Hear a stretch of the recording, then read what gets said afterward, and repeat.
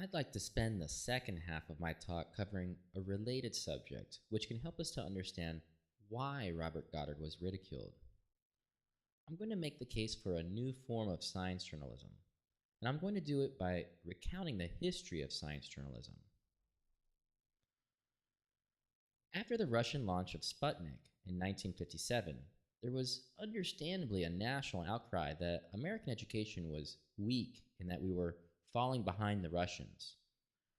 One of the criticisms of school learning was that there was too much emphasis upon rote learning. The alternative, which became popular in science and mathematics education, was at the time called discovery learning, and it continues to this day under the name inquiry learning. These are programs where students are provided with scientific activities where the answers are not given. The idea is that students might discover concepts and principles through simple exposure to materials and equipment. Education theorist Joseph Novak is a critic of the approach. He wrote, "Since it is patently obvious that children in school settings could not discover the concepts and principles constructed by geniuses in various fields over the past few centuries, it was not surprising that the emphasis on learning by discovery soon led to disenchantment with this approach by teachers and the public. Even under the best circumstances and with considerable guidance, only the more able students were demonstrating significant achievement." The message to school children of the day was, "Do as we say, not as we do." The responsibility for change was placed on the science educators and public school students. But what about the science journalists who had mistakenly ridiculed Robert Goddard for suggesting we could go to the moon? Can the way that people think and communicate about science be changed without also reforming the way in which science is every day communicated to the public?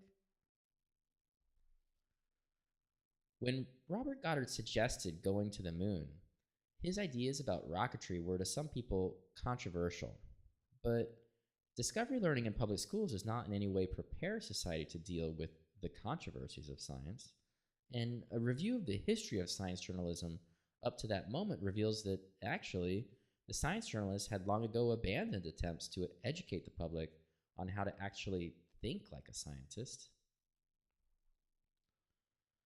The reaction to the Sputnik moment was a concern that people weren't learning how to think. It was a concern that to compete in the real world, Americans must solve problems they've never actually seen before, and they must do so in the face of great uncertainty, complexity, and debate. By removing the controversy from science education and reporting, we're rejecting the reality of competing worldviews in science, and we're instead imposing the fiction served to us daily by science journalists and some specialist scientists of science as a system of facts and pronouncements by authorities. The 1969 New York Times apology raises more questions than it answers. How is it possible that the lesson of the moonshot was not understood as it was happening? How can it be that we continue to this day to completely ignore the controversy which preceded it? How can it be that nobody stood up for Goddard? The history of the popularization of science, what we today call science journalism, can get us closer to answers. Science's split from religion began around the time of the Civil War. Hastening the split by the late 19th century were science evangelists known as the men of science. These popularizers were notably generalists, and they attempted, with great success actually, to convert the public to science from tradition steeped in superstition, ignorance, and intolerance. But these successes were short-lived. Science historian John Burnham argues that, contrary to the popular assumption that the fight against superstition was won by the forces of rationality and naturalism, that in fact, science in the end lost this battle. The record shows that changes in the way in which science came to be popularized, in fact, ultimately reduced and frustrated the cultural impact of both science and scientists. And Burnham attributes the loss to 4 changes. First, because specialization and sophisticated quantification in the sciences made it harder for scientists to act as popularizers. Second, because the trend towards electronic media shifted the public's focus away from aspirational science reporting. Third, because around the time of the rise of relativity and quantum mechanics, science's traditional opposition to superstition became less clear-cut. The uncertainties and paradoxes which resulted from these new ideas undermined the explanatory tradition which the men of science had formerly relied upon. Burnham's fourth reason for superstition's victory over science relates to what replaced the men of science as the popularizers of science, the science journalists. Burnham writes, the influence of journalists for their part was altogether corrupting, turning high culture into trivial news items and reducing men of science to purveyors of bits and pieces of information. You see, sensational journalism and Sunday magazine supplements flourished at the turn of the century pre-World War I. The mixing of some good with a lot of bad pseudoscientific coverage gave popular science a bad name. And as scientists increasingly devoted themselves to the ideal of pure research, writers in the popular media directed attention less to science than to technology. Once little science had largely transformed into big science, where funding became crucial, scientists pushed journalists hard to provide good press. But the science journalists did not cover science in order to educate the public. They published science stories if and when the stories constituted news or entertainment value.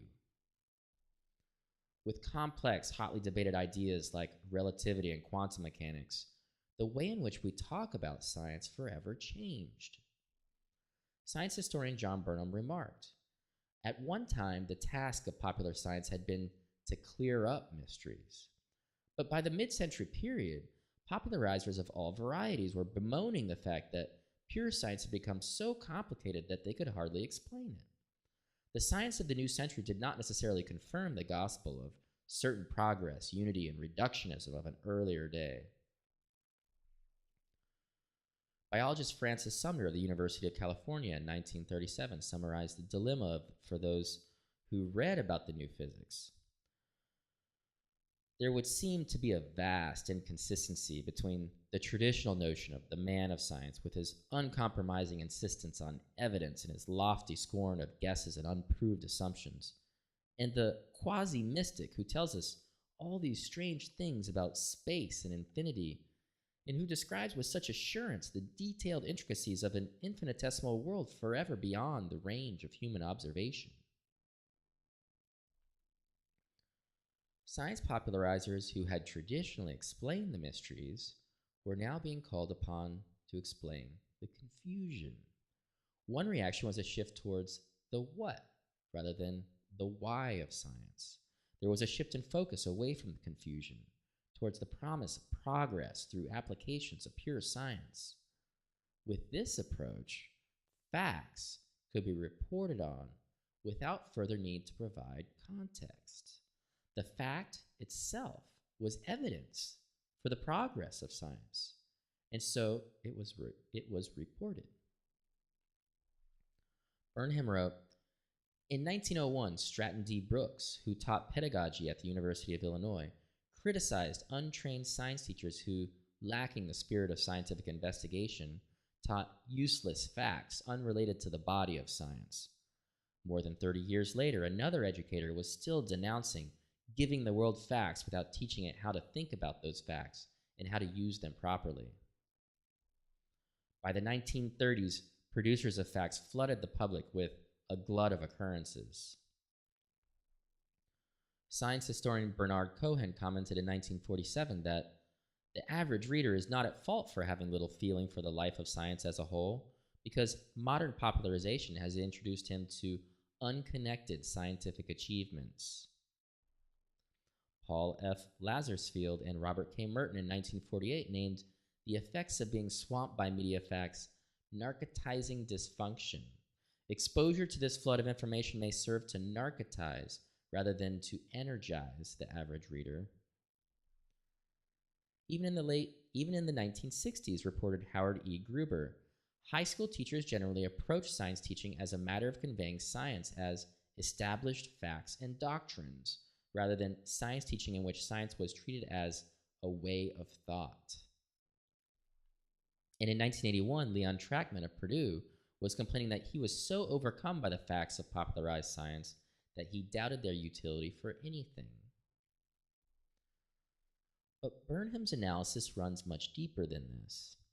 He points to yet another crucial way in which journalists have subtly transformed how the public thinks about science. Newspapers differ from scientific journals in that the articles almost always lead with conclusions and implications. The news format therefore puts greater emphasis upon the journalist's interpretations. And since newspaper articles tend to be shorter than their scientific counterparts, there was oftentimes no space left for the context, which would ordinarily enable the public to actually assimilate, process, or in some way use this barrage of scientific facts. You see, in the 1930s, journalism developed a strategy to strive for objectivity, whereby fact and opinion were separated. Opinion was placed in signed columns, and the news columns were reserved for objective fact. Burnham writes, "This development was the end product of the 19th century belief in objective reality, when the daily flow of events came to constitute a reality in itself. For most news, then, the interpretive signed column served to provide a context so that the endless flow of bits and pieces was at least given a place within the socio-political world of the journalists." Yet, science by this point had become complex and highly specialized, and so when signed interpretive columns were reserved for science, in practice, the writers would just provide more facts. These columns typically failed to provide context or informed critique. The result, according to Burnham, was that sports journalism became the most recognizable model for all reporting, including science and health. As Gilman Ostrander puts it, a jarring and distracting montage of unrelated pictures and news items and advertisements, all competing for attention, and most of them immediately forgotten. Frederick Lewis Allen compared this type of journalism to media fads characteristic of the 1920s, insignificant items given emotional appeal, rapidly becoming known to everyone who shared the mass media world and then passing into oblivion. Is this ringing any bells? Does this sound familiar? Is this not the perfect description of the role of the modern scientific press release in the typical non-specialist daily life? The problem, which persists to this day, in fact, is that the bits and pieces format furnishes its own closure, as if the fact is an end in itself.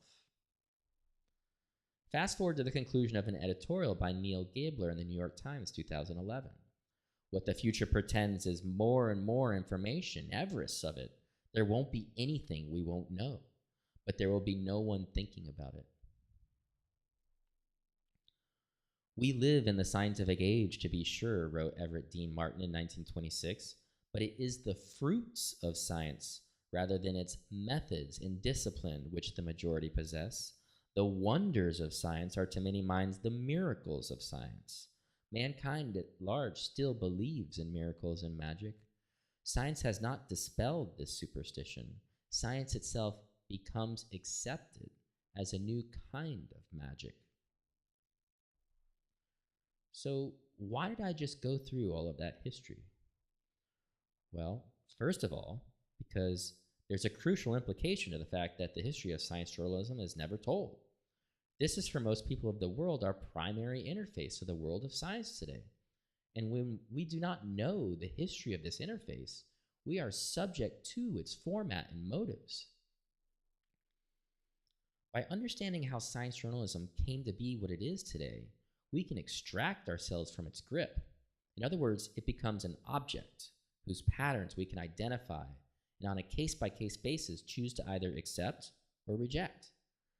What I'm suggesting is that we can recapture the use of science as a tool for reasoning if we understand the medium over which it is being communicated. And with this new perspective, new ideas for a path forward become apparent.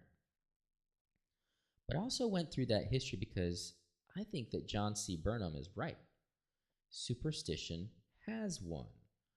What we can see from the history of science journalism is that the utility of science for society diminished when it became highly specialized. What we lost were the generalists, the men of science, who formerly helped the public to make sense of the bits and pieces. Burnham shows us that what is crucially missing today in discussions about science is the context and informed critique, which newspapers gave up trying to provide long ago. It's so rare that when science enthusiasts, well informed of science's facts, see real, deep critique, they commonly confuse it for pseudoscience. This emphasis upon fact was introduced as a reaction to the confusion, which followed the introduction of theories like relativity and quantum mechanics.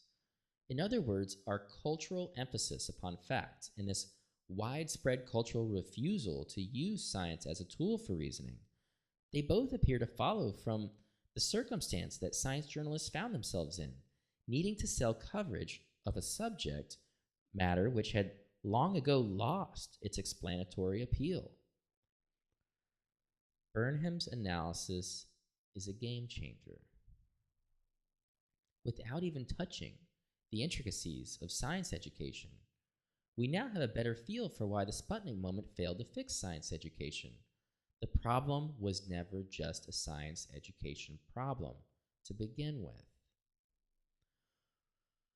When I bought Burnham's book on Amazon, there was not a single review of the text. This might be one of the most important critiques of science journalism ever written, and of the few who might have read it, not a single one of them has taken the time to write a review. Now, when I was in high school, our literature teacher would present us with texts filled with allegory and invite us to interpret them. Challenging texts like The King Must Die, Dante's Inferno, and Heart of Darkness. The instructor, I've since forgotten her name, but she was excellent, would give us hints, if necessary, to help us to discover the various intended allegories.